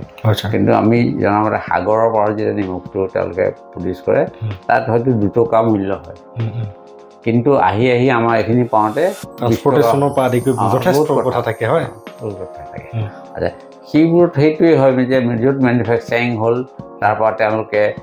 কোনোবা কোম্পানীক দিব লাগিব কোম্পানীয়ে তাত কিবা আইডিন মিলালে কিবা কৰিলে তাৰপিছত এইবোৰ ষ্টক আহিলে গতিকে এই ধৰণৰ বহুত পাৰ্চেণ্টেজ বাঢ়ি গৈ এইটো দাম হয়গৈ এই মেডিচিনতো তেনেকুৱা য'ত প্ৰডিউচ কৰিলে তেওঁলোকে তাৰপিছত তেওঁলোকৰ এটা তাতেতো ফেক্টৰীৰ পৰাতো কোনো কিনি নানে কোনোবা ডাঙৰ ষ্টকিষ্টে কিনিব লাগিব আহিব তাই দিল্লী কোম্পানী তেওঁ দিল্লীত এটা কাৰোবাক দিলে দিল্লীয়ে ভাগ কৰি দিলে গুৱাহাটী আমাৰ অসমৰ কথাই কৈছোঁ গুৱাহাটীত দিলে গুৱাহাটীৰ পৰা নগাঁৱত দিলে নগাঁৱতো ষ্টকিষ্ট আছে নগাঁও ষ্টকিষ্টৰ পৰা চাব ষ্টকিষ্টলৈ গ'ল তাৰপিছতহে ফাৰ্মাচীলৈ গ'ল পাৰ্চেণ্টেজ ৱাইজটো এনেকৈ আহিলে চেইন তাৰপিছত তেওঁলোকেতো চেল কৰিবৰ কাৰণে কাৰোবাকতো পঠাব লাগিব তেওঁলোকে তাতে একদম ওপৰত তেওঁলোকৰ থাকিলে যেনিবা মেইন কৈছোঁ প্ৰেচিডেণ্ট আছে ভাইচ প্ৰেচিডেণ্ট আছে যেনিবা সেইবোৰতো তেওঁলোকে থাকিলে তেওঁলোকৰ অফিচ থাকিব সেইবোৰ এক্সপেণ্ডিচাৰ থাকিলে আচ্ছা তাৰপিছত তেওঁলোকে এটা ডাঙৰ ৰিজনত এটা ৰিজনেল মেনেজাৰ বনাই দিলে তাৰপিছত তেওঁলোকে জ'নেল মেনেজাৰ পিছত আকৌ এৰিয়া মেনেজাৰ বনাই দিলে এৰিয়া ৱাইজ তাৰপিছত মেডিকেল ৰিপ্ৰেজেণ্টেটিভ বনাই দিলে এনেকৈ হয়তো তেওঁলোক বহুত এমপ্লয়ী থাকে এমপ্লয়ীবোৰৰ খৰচবোৰ তেওঁলোকে দিব লাগিব যাতায়াতৰ খৰচ দিব লাগিব আদাৰ পাৰ্কছ তেওঁলোকে দিব লাগিব গতিকে বহুত এক্সপেণ্ডিচাৰ হৈ যায় গতিকে মেডিচিনৰো একেই কথা 10 টকা মেডিচিন এটা আহি আমাৰ গ্ৰাহকৰ হাতত পৰোঁতে তাৰ 5 গুণ হৈ 50 টকা হৈ যায় 10 টকাৰ মেডিচিন আৰু জেনেৰিকত তেতিয়া হয় কি জেনেৰিকত হৈছে কি এইটো গভৰ্ণমেণ্টে ডাইৰেক্ট কিনি লয় গতিকে ফেক্টৰী মূল্যতে কিনি লয় গতিকে তেওঁলোকে 10 টকাতে জেনেৰিকটো আমি 10 টকাতে পাওঁ কিন্তু কথাটো হৈছে কি এতিয়া যিটো গভৰ্ণমেণ্টে জেনেৰিক কিনে কিন্তু একজেক্ট সেই কোম্পানীটো বা কিনিলে আমাৰ ক'বলগীয়া একো নাই আচ্ছা যিটো ট্ৰাষ্টেড কোম্পানী তেওঁলোকৰতো কোৱালিটিটো থাকিব কিন্তু যিকোনো ABCD যিকোনো কোম্পানীৰ পৰা কিনিলে কোৱালিটিটো নাথাকিব গতিকে মোৰ এতিয়া দায়িত্ব হৈছে কি মই এজন ৰোগীক যেতিয়া মই চিকিৎসা কৰিম তেতিয়া মই ৰেপুটেড কোম্পানীৰ পৰাই দিবলৈ মই চেষ্টা কৰিব লাগে আমি যেতিয়া চোলা এটা কিনো বা পেণ্ট এটা কিনো জিন্সৰ পেণ্ট এটা কিনো আমিতো ব্ৰেণ্ডেড কোম্পানীৰ পৰা কিনিবলৈ চেষ্টা কৰোঁ ব্ৰেণ্ডেড কোম্পানীৰ ওপৰত এটা বিশ্বাস আছে ব্ৰেণ্ডেড কোম্পানীয়ে হয়তো বেলেগৰটোৱে বনাইছে কিন্তু হ'লেও ভাল কোৱালিটি বনাইছে বুলি আমাৰ এটা বিশ্বাস আছে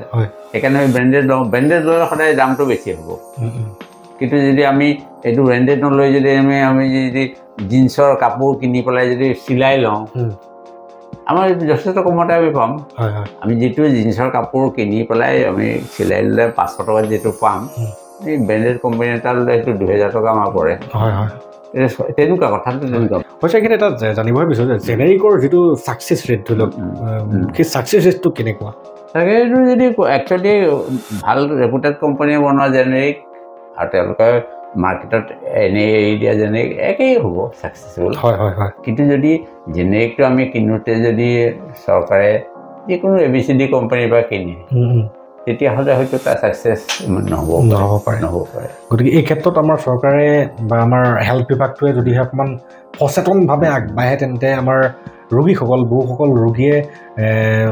নিজৰ গাঁঠিৰ ধন বহুত নাভাঙাকেই আৰোগ্য হ'ব পাৰিব বুলি আশা কৰিব পাৰি ছাৰ পাৰি হয় হয় ছাৰ আপুনি এজন মানে সফল চিকিৎসক আপুনি এজন সফল চিকিৎসক হোৱাৰ বাদেও আপুনি সামাজিক অন্য কোনো বিষয়ৰ লগত জড়িত হৈ আছে নেকি আপুনি এটা ভাল প্ৰশ্ন কৰিলে মই মানে আগৰ পৰা মানে চিকিৎসা বিজ্ঞানৰ পঢ়াৰ পৰাই মই যোগৰ বিষয়ে মানে এটা আগ্ৰহ আছিলে যোগাসন মানে যোগাসন মানে যোগৰটো বহুত ভাগ আছে যোগাসনৰ উপৰিও এইবোৰ প্ৰাণায়াম আছে কিবা কিবা আছে সেইকাৰণে মই তেতিয়াই মানে চাকৰি জইন কৰাৰ পিছতে আমি এটা অসম যোগ এছ'চিয়েশ্যন বুলি এটা যোগ এছ'চিয়েশ্যন আমি খুলিছিলোঁ আৰু সেইটোত মই বহুত দিন মই তাৰে প্ৰেচিডেণ্ট হিচাপে আছিলোঁ আমাৰ প্ৰতীক শৰ্মা বুলি এজন আছিলে তেওঁ টেলি কমিউনিকেশ্যন বিভাগৰ অফিচাৰে আছিল তেওঁ ছেক্ৰেটাৰী হিচাপে আছিলে আৰু বহুতো বিষয়ববী আছিলে আমি এইটো নগাঁৱতে প্ৰথম আৰম্ভ কৰিছিলোঁ সেইটো হ'ল কি 1989 চনৰ কথা তেতিয়াই আমি ইয়াত প্ৰতিষ্ঠা কৰিছিলোঁ আমি ইয়াতে আৰু বৰ্তমান মই অসম যোগ এছ'চিয়েশ্যনৰ অধ্যক্ষ হিচাপে আছোঁ চেয়াৰমেন হিচাপে আছোঁ এই সুদীৰ্ঘকাল মই যোগৰ লগত জড়িত হৈ আছোঁ এটা কথা 2 নম্বৰতে মই স্পৰ্টছৰ লগত মানে এনেই যোগৰটো আজিকালি স্পৰ্টছ হিচাপে লৈছে এনেও স্পৰ্টছৰ লগতো মই অলপ জড়িত হৈ আছিলোঁ বৰ্তমান মই নগাঁও স্পৰ্টছ এছ'চিয়েশ্যনৰ ভাইচ প্ৰেচিডেণ্ট হিচাপে আছোঁ সেইটোতো মই মানে খেলুৱৈ হিচাপে নহয় দেই মই অৰ্গেনাইজাৰ সংগঠক হিচাপে আছোঁ এই দুটাত মই আছোঁ আৰু মই ছ'চিয়েল কামত লাগি ভাল পাওঁ সেইকাৰণে মই আমাৰ যিটো শংকৰ মিছন বুলি আমাৰ যিটো NGO আছে সেইটো ৭৫ বছৰীয়া পুৰণা দেই এতিয়া মানে হেৰি মহাৰাজন জয়ন্তী এইবাৰ বয়স এইটো 75 ইয়াৰ্ছ তাৰ মই ভাইচ প্ৰেচিডেণ্ট হিচাপে আছোঁ আৰু বহুতকেইটা এনেকুৱা সংগঠনৰ লগত মই জড়িত হৈ আছোঁ মানে আমাৰ NGO গ্ৰাম্য পুথিভঁৰাল সন্থা তেওঁলোকক মোৰ বিভিন্ন কাৰণত মাতে তাৰপিছতে আমাৰ আৰু এটা আছে তেনেকুৱা ব্লাড ডনেশ্যন সেইবোৰৰ লগতো মই জড়িত ব্লাড ডনেশ্যন সন্থা এনেকুৱা ধৰণৰ ভালেমান সন্থাৰ লগত মই জড়িত তাৰোপৰি মই স্পৰ্টছৰ ৰেচলিং এছ'চিয়েশ্যন তাৰপিছতে জিমনাষ্টিক এছ'চিয়েশ্যন এইবোৰো আগতে বিষয়ববী হৈ আছিলোঁ মই ভাইচ প্ৰেচিডেণ্ট আছিলোঁ ৰেচলিঙতো ভাইচ প্ৰেচিডেণ্ট আছিলোঁ জিমনাষ্টিকতো ভাইচ প্ৰেচিডেণ্ট আছিলোঁ অল আছামৰ এইবোৰ ভাইচ প্ৰেচিডেণ্ট আছিলোঁ এনেকুৱাবোৰ মই জড়িত হৈ আছিলোঁ আৰু মানে এনেকুৱা নহয় যে মই খেলিছিলোঁ বুলি নহয় মানে এইখিনিতে মই জানিব পাৰিছোঁ ছাৰ কেৱল এজন ডক্টৰেই নহয় এজন সামাজিক ব্যক্তিও যিজন ব্যক্তিয়ে সমাজখনৰ উত্তৰণৰ কাৰণে নিজকে প্ৰতিটো ক্ষেত্ৰতে আত্মনিয়োজিত কৰি আহিছে আৰু সেইকাৰণে হয়তো আজি মই ছাৰৰ কথা জানিবলৈ পাওঁতে ইজনেও ছাৰৰ বিষয়ে কয় ইজনেও কয় মই নিজে কওঁ আচৰিত হৈ গৈছোঁ যে ছাৰ এজন পপুলাৰ মানে ব্যক্তি হয় ছাৰ মই আহি মোৰ মনৰ কথাটো আপোনাক সুধিবলৈ লৈছোঁ যে আমাৰ প্ৰতিজন মানুহৰ সামাজিক দায়বদ্ধতাৰ বিষয়ে আপুনি অলৰেডি ক'লেই এতিয়া মই আপোনাৰ গোটেই জীৱনজোৰা অভিজ্ঞতাৰ পৰা এই কথাটো জানিব বিচাৰিম যে আপুনি আমাৰ সমাজখনলৈ আপুনি আমাৰ নৱপ্ৰজন্মলৈ এনেকুৱা এটা কি বাৰ্তা প্ৰেৰণ কৰিব যিটো বাৰ্তা পালে আমাৰ প্ৰজন্ম এটা খোজ জীৱন বাটত আগুৱাই যাবৰ কাৰণে সক্ষম হ'ব মানে প্ৰথমে আমি হ'ব লাগিব কি মই যদি আনক সহায় কৰিব লাগে তেতিয়া মই নিজে প্ৰতিষ্ঠিত হ'ব লাগিব গতিকে প্ৰথমে আমি চাব লাগিব যে মই কেনেকৈ প্ৰতিষ্ঠিত হওঁ হয় ছাৰ প্ৰতিষ্ঠিত হোৱাৰ পিছত আমি চাব লাগিব যে কেনেকৈ মই আনক সহায় কৰিব পাৰোঁ হয় ছাৰ আচ্ছা প্ৰথম কথাটো হ'ল কি মই আনক উপকাৰ কৰিব নোৱাৰিলেও যাতে মই অপকাৰ নকৰোঁ এইটো নম্বৰ ওৱান যে মই যাতে কাকো অপকাৰ নকৰোঁ উপকাৰ কৰিব নোৱাৰিলে নাই বাৰু যাতে অপকাৰ নকৰোঁ দ্বিতীয়তে মোৰ সামৰ্থ্য অনুযায়ী মই কিমানখিনি পাৰোঁ সহায় কৰিব মানুহক সহায় কৰিব লাগে ফিজিকেলি হওক ফাইনেন্সিয়েলি হওক বা কথাৰে উপদেশ দি পেলাই হওক বা গাইডেন্স দি পেলাই হওক মই কেনেকৈ সহায় কৰিব পাৰোঁ সেইটো আমি চেষ্টা সদায় ৰাখিব লাগে কথা হ'ল কি আমি অকলে আগবাঢ়ি গ'লে নহ'ব সমাজখনক আমি আগুৱাই নিবলৈ চেষ্টা কৰিব লাগিব বিভিন্ন দিশত সাহিত্যত হওক সংস্কৃতিত হওক বা খেল ধূলত হওক বা আন বিভাগ আমি কেনেকৈ আমি কৰিব লাগিব আমি আগুৱাই নিব লাগিব সমাজখন কাৰণ সমাজখন আগুৱাই গ'লেহে আমি উন্নতি কৰিব পাৰিম কাৰণ আমি অকলে উন্নতি কৰিলে নহ'ব সমাজখনকো আমি উন্নতি কৰিবলৈ চেষ্টা কৰিব লাগিব সেই ধৰণৰ যদি আমি এটা চিন্তাধাৰালৈ আমি আগবাঢ়োঁ তেতিয়া আমাৰো উন্নতি হ'ব সমাজখনৰ উন্নতি হ'ব আৰু লগতে আমাৰ ধৰক আমি আনৰ কাৰণে কামলৈ এটা মানসিক প্ৰশান্তি লাভ কৰোঁ আমি প্ৰশান্তি লাভ কৰোঁ ট্ৰেংকুইলিটি সেইটো এটা ডাঙৰ কথা কাৰণ সুখৰ সংজ্ঞাটো বহুত ধৰণে আমি লোক এই ক্ষেত্ৰতে মই আপোনাক সুধিব বিচাৰোঁ যে এজন মানুহে কেনেকৈ নিজকে সুখী কৰি ৰাখিব আপোনাৰ বাবে সুখৰ সংজ্ঞাটো কি আচ্ছা সুখৰ কথাটো হ'ল কি মানে আমাৰ যদি আমি নিজে যদি সন্তুষ্টি লাভ কৰিব নোৱাৰোঁ আমি কেতিয়াও সুখী হ'ব নোৱাৰোঁ সুখী হ'ব নোৱাৰোঁ এতিয়া কথা হ'ল কি মানে হাই এক্সপেক্টেশ্যন খুব বেছি উচ্চাকাংক্ষাটো ভাল নহয় আমাৰ আকাংক্ষা থাকিব লাগে এইটো নহয় যে মই সদায় ইয়াতেই লিমিট হৈ থাকিম মই আগলৈ যাব কিন্তু যদি বহুত ডাঙৰ কিবা এটা ভাবোঁ সপোন থাকিব লাগিব আমাৰ সপোন নাথাকিলে নহ'ব কিন্তু যদি সাংঘাতিক কিবা এটা ভাবোঁ সেইখিনি যদি গৈ নাপাওঁ তেতিয়া হতাশ হওঁ গতিকে মানে আমাৰ হতাশাৰ মূল কাৰণো বহুত ক্ষেত্ৰতে হাই এক্সপেক্টেশ্যন একদম ধুনীয়া কথা কৈছে খুব হাই এক্সপেক্টেশ্যন আমাৰ হ'ব নালাগে এক্সপেক্টেশ্যন থাকিব লাগিব আমাৰ there should be limit of expectation আমি আৰু ছেটিছফেকশ্যন চবতছে ডাঙৰ কথা সেইটো ডাঙৰ কথা ছেটিছফেকশ্যনটো আমাৰ মানে আমি ছেটিছফাই হ'বলৈ চেষ্টা কৰিব লাগিব যে মই দেখিলোঁ যে মোৰ লগৰ বহুত চিকিৎসক আছে বহুত দামী দামী গাড়ী কিনিছে বহুত ধুনীয়া ধুনীয়া ঘৰ বনাইছে আৰু ফৰেনলৈ গৈছে বহুত কৰিছে মই যাব পৰা নাই সেইটো আমি হতাশ হ'লে নহ'ব আচলতে satisfied with what I have gut ঈশ্বৰে মোক ইমানখিনি দিছে গতিকে এয়া মোৰ কাৰণে যথেষ্ট ভাবিব পাৰিব লাগিব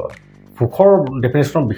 অৰ্থাৎ এটা কথা ছাৰ মই অনুভৱ কৰিব পাৰিছোঁ আপোনাৰ কথাখিনি আপুনি ফৰেনলৈ গ'লে যেনিবা আপুনি কেইদিন থাকিব ফৰেন ট্ৰিপটো বেছি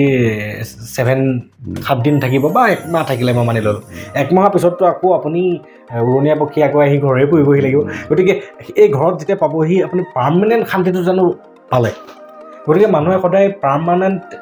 মনৰ মানসিক সুখৰ পাছতেই থাকিব লাগে ছাৰ হয় জানো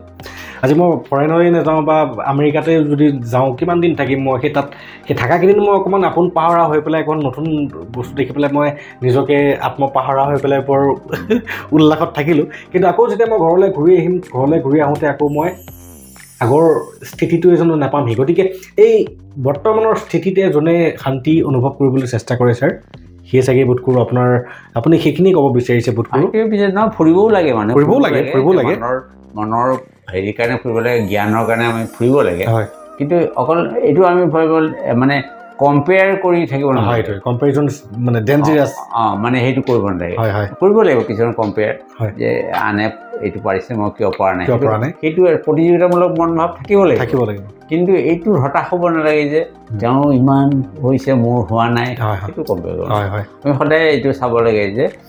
মোতকৈ বিপদত কিমান আছে মানে মইতো যথেষ্ট ঈশ্বৰে মোক যথেষ্টখিনি দিছে ধুনীয়া কথা মোতকৈতো নোপোৱা মানুহ প্ৰায় মানুহ কিমান আছে এতিয়া মই ইয়াত চাকৰি কৰি আছোঁ বা মই কিবা এটা কৰি আছোঁ কিন্তু মোতকৈতো ল'লি পেইড মানুহবোৰেতো পৰিয়াল চলাই আছে গতিকে ওৱান শুড বি ছেটিছফাইড যে ভগৱানে মোক যথেষ্ট দিছে সেইটো আমি এটা ছেটিছফেকশ্যন আমি ল'ব লাগে ছাৰ অকল মই আমাৰ নগাঁও টাউনৰ ক্ষেত্ৰত যদি সোধোঁ তেতিয়াহ'লে আপুনি আমাৰ নগাঁও টাউনৰ ক্ষেত্ৰত আমাৰ চিকিৎসা বিজ্ঞানৰ উন্নতিৰ ক্ষেত্ৰসমূহ আৰু অৱনতিৰ ক্ষেত্ৰসমূহ কি বুলি চিনাক্তকৰণ কৰিব মানে উন্নতি যথেষ্ট হৈছে আমাৰ যথেষ্ট ফেচিলিটি হৈছে আমি যথেষ্ট আমি ডায়েগনচিছ কৰিব পাৰিছোঁ বা ট্ৰিটমেণ্টৰ ক্ষেত্ৰত আমাৰ যথেষ্টখিনি ভাল হৈছে কিন্তু অৱনতি এটা হৈছে যে এইটোৱেই যে মানে ডাক্তৰ পেচেণ্ট ৰিলেশ্যনশ্বিপ সেইটো মানে ধৰক অলপ অৱনতি ঘটিছে আমাৰ এতিয়া নতুন প্ৰজন্মই সেইটো কথাত খুব এটা গুৰুত্ব দিয়া নাই বুলি মই ভাবিছোঁ এতিয়া কথা হ'ল কি চিকিৎসা মানে এইটো নহয় যে বেমাৰটোৰ চিকিৎসা মানে সামগ্ৰিকভাৱে আমি তেওঁক চিকিৎসা কৰিব লাগিব তেওঁৰ মানসিক অৱস্থাটো চাই তেওঁৰ আৰ্থিক অৱস্থাটো চাই চিকিৎসা কৰিলে আমি ফলৱতী হ'ম সেই কথাটো মানে অকণমান অৱনতি ঘটিছে যেন লাগিছে কিন্তু সেইটো আমি মনোযোগ দিয়াটো উচিত যে তেওঁক আমি এটা যদি খুব সাংঘাতিক এটা দামী ঔষধ লিখি দিওঁ তেওঁ পাৰিবনে নাই ল'ব সেইটো আমি আগতে ভাবি পেলাই আমি চিন্তা কৰি দিব লাগিব according to their capacity হয় হয় সেইটো আমি চিন্তা কৰিব লাগিব মানে চিকিৎসাটো এনেকুৱা নহয় যে অকল বেমাৰটোকে চিকিৎসা মানে সামগ্ৰিকভাৱে আমি চিকিৎসা কৰিব পাৰিব ধুনীয়া কথা কৈছে ছাৰ আৰু এটা কথা ক'লে যে পেচেণ্ট আৰু ডক্টৰৰ যিটো ৰিলেশ্যনশ্বিপ আৰু দৰ্শক ৰাইজ আপোনালোকে যিসকল আমাৰ জ্ঞান বাৰ্তাৰ নিয়মীয়া দৰ্শকসকলে জানে যে আমি গুৰু শিষ্যৰ মাজত যিটো ৰিলেশ্যনশ্বিপৰ অৱনতি ঘটিছে ঠিক সেইদৰে একেটাই অৱনতি ঘটিছে এই আমাৰ চিকিৎসা বিজ্ঞানৰ ক্ষেত্ৰতো যে ডক্টৰ আৰু পেচেণ্টজনৰ মাজৰ সেই ৰিলেশ্যনশ্বিপটো আৰু এটা ৰিলেশ্যনশ্বিপে কিমান উন্নতি বা কিমান উত্তৰণ কৰাব লাগে এজন মানুহক মানৱ হিচাপে as a human being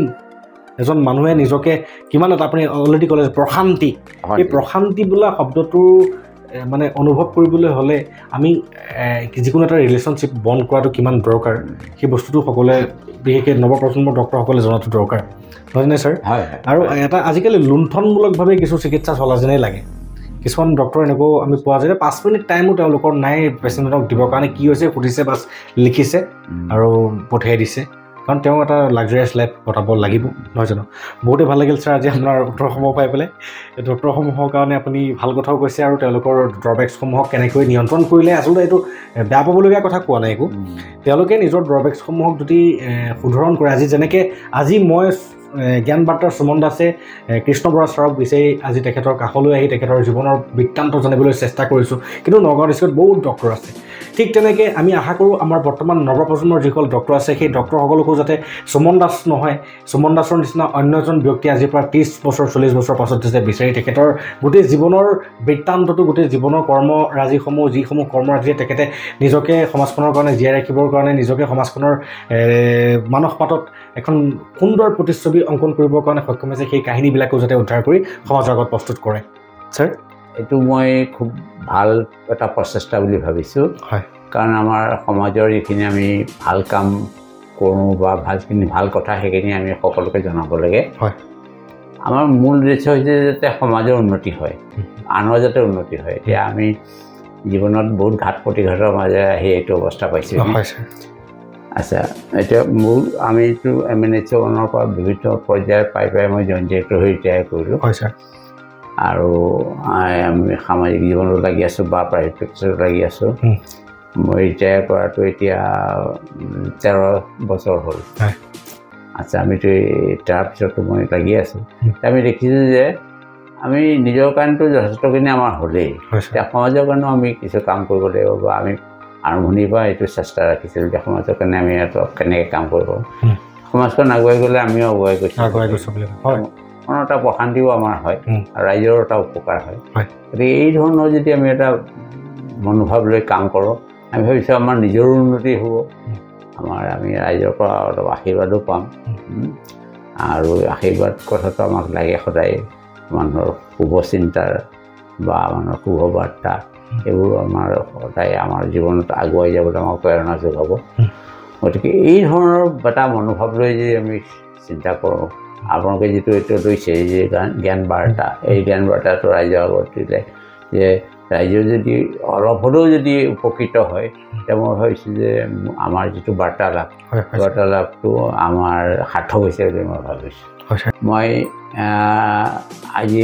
Suman দাসে যিটো আহি পেলাই আমাৰ বাৰ্তালাপ কৰিলে বা তেখেতে যিবোৰ প্ৰশ্ন অৱতাৰণা কৰিলে এই প্ৰশ্নবোৰৰ কাৰণে তেখেতক মই ধন্যবাদ জনাইছোঁ আৰু তেখেতৰ যিটো এই প্ৰচেষ্টাৰ কাৰণে আমাৰ নৱপ্ৰজন্মৰ যথেষ্টখিনি ইয়াৰ দ্বাৰা উপকৃত হ'ব বুলি মই ভাবিছোঁ আৰু এনে প্ৰচেষ্টা ভৱিষ্যতলৈ যাতে তেখেতে ল'ব পাৰে সেইটো মই কামনা কৰিছোঁ আৰু তেখেতক পুনৰ ধন্যবাদ জনাই বহুত বহুত ধন্যবাদ ছাৰ বহুত বহুত ধন্যবাদ আৰু মই নিজেও অনুভৱ কৰিব পাৰিছোঁ ছাৰে যিসমূহ তথ্যৰাজি দিছে অতীতৰ চিকিৎসা ব্যৱস্থা বৰ্তমানৰ চিকিৎসা ব্যৱস্থা আৰু সম্পৰ্কৰ অৱনতি ৰোগী আৰু মানে ডক্টৰৰ এই সামূহিক আমাৰ যিখিনি বাৰ্তালাপ কৰিলোঁ সমূহ বাৰ্তালাপৰ দ্বাৰা বৰ্তমানৰ সমাজেই নহয় বৰ্তমানৰ যিসকল ডক্টৰ অলৰেডি কৰ্মৰত তেওঁলোকৰো নিশ্চয় উপকৃত হ'ব কাৰণ ছাৰে আমাৰ নগাঁও ডিষ্ট্ৰিক্টৰ joint director of health department health গতিকে জইণ্ট ডাইৰেক্টৰ হৈ পেলাই ৰিটায়াৰ কৰিছিলে আৰু এজন বিশিষ্ট ব্যক্তি আৰু এই বিশিষ্ট ব্যক্তিজনৰ জীৱনৰ অভিজ্ঞতাসমূহক আপোনালোকৰ আগলৈ উপস্থাপন কৰিবলৈ পাই মোৰো বহুত ভাল লাগিছে আৰু আশা নহয় মই অনুভৱ কৰিছোঁ যে এই বাৰ্তালাপসমূহে নিশ্চয় ছাৰ আমাৰ আন 10জনক হ'লেও উপকাৰ সাধন কৰিব বহুতে ভাল লাগিল আকৌ লগ পোৱাৰ আশা কৰিছোঁ আৰু যিহেতু সময় এটা সীমা থাকে আৰু আপুনিও বহুতেই ব্যস্ত গতিকে আজিৰ বাবে আপোনাৰ পৰা দৰ্শক ৰাইজ আপোনাৰ খবৰ পৰা বিদায় লৈছোঁ ছাৰ নমস্কাৰ নমস্কাৰ